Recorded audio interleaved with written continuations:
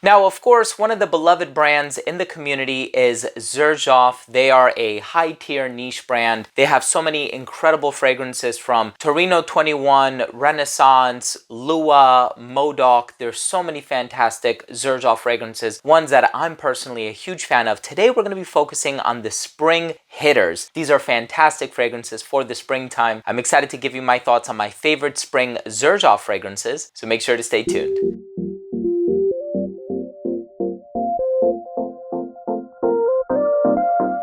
Now, before I begin today's video and I tell you what my favorite Xerjoff fragrances are for the springtime, as it starts to get a bit warmer out there, perhaps you want to express yourself using some more citrusy or floral fragrances. Xerjoff certainly has a lot of offerings when it comes to that DNA. I want to start things off, however, by saying that if you're a fan of fragrance-related content, please do consider supporting the channel by subscribing to it. Hit the bell icon and click where it says enable all notifications. This way you could be notified whenever I do upload these daily videos. And of course, give this video a thumbs up by the end of the video if you took something of value from today's episode, but please give me the opportunity to deliver some value first. Now, of course, let's go ahead and start the video off. Leave a comment down below and let me know, do you have any experience with Xerjoff? If you do, what is your favorite Xerjoff fragrance for the springtime? If you even have a favorite, or if you just have a heavier favorite fragrance from Xerjoff, perhaps something that's a little bit better for the colder weather, I don't really mind. Leave your comment down below. I always love the interaction. So let's just go ahead and dive into the list, and I'm going to let you know what my favorites are. The first one that we're going to start things off with is Oroville. Oroville is a really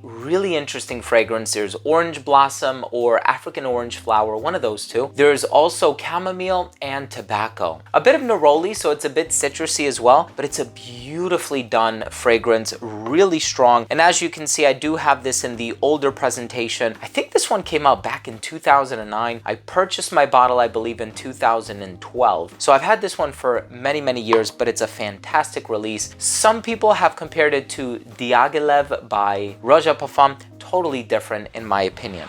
The next fragrance I want to talk about is from the 1861 collection. This one is called Decas. Now, this fragrance is superb. It's orangey, it's resinous, it has a balsamic texture about it. I actually have all of the notes written on the side here. Tuberose, Brazilian mandarin, tobacco, orris, benzoin, apopanax, musk, tolu balsam, and bourbon vanilla. Absolutely phenomenal. And of course, a little bit heavier than maybe some of their brighter offerings. I know Renaissance is fantastic for the hotter weather. I do think aesthetically it's kind of similar to Torino 21, just because they both kind of have like this citrus mint thing happening in them. Of course, we also have Dajala. This one is an amazing citrus and African orange flower type of a fragrance. It does have a bit more of a floral personality, and these are precisely the types of fragrances that remind me of the springtime. You think of spring, you think of flowers in bloom. This one is beautifully done. And like I said, Torino 21, this one is much brighter and much fresher than Torino 22. So just a few things to keep in mind. Torino 22 can kind of veer on the sweeter side of things. This is all about the citrus, specifically lemon and mint. Beautifully done, very bright, very vibrant, definitely puts you in a good mood.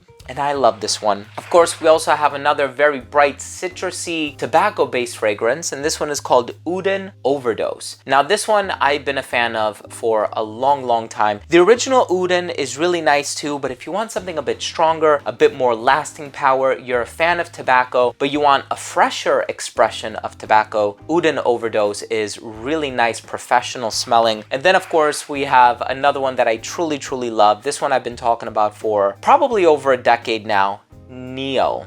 One of the original releases from the brand, Shooting Star collection, a very green and herbal type of a fragrance with the most realistic bergamot note in the game. I love Neo so much. One of the best citrus fragrances, period. And then of course we have another floral dominated fragrance. This one is called Lua. Now of course this does have a lot of iris in it. So if you're a fan of iris, I would definitely recommend checking this one out. It does have some darker tonalities to it as well. But like I said before, you think of spring, spring, you think of flowers in bloom. So some of the more floral oriented fragrances like Dajala and also Lua, they will be getting a lot of play from me. And you know, even something like Dajala, you can tell how dark the liquid is in this bottle. So this is a fragrance where like 2 sprays, you'll be able to smell it the entire day. So I really love the quality and the long lastingness of Xerjoff fragrances. We also have in the number 3 spot the original Mefisto from the Casa Morati line. It's all under the Xerjoff umbrella, by the way. This is the one that gets compared to Creed's Silver Mountain Water, and I do find there to be a similar abstract quality. I do think that they're similar in many ways. Of course, we have Calabrian lemon, grapefruit, bergamot, and lavanda flowers, rose absolute and Florentine iris in the heart, and in the base you have Mysore sandalwood, cedarwood, amber, and musks. So it doesn't really have like this violet tea vibe that Silver Mountain Water has. It establishes that abstract nature through the use of some other ingredients. And then of course, no spring list would be complete with the fragrance that is in my number 2 spot, Erba Pura. This fragrance with the passion fruit, the melon, it's bright, it's vibrant, it's juicy, it's green, it's a little earthy and vegetal, but fruity with a touch of sweetness. Smells so exotic, so high quality, and this one is from the Sospiro collection. This is a beautiful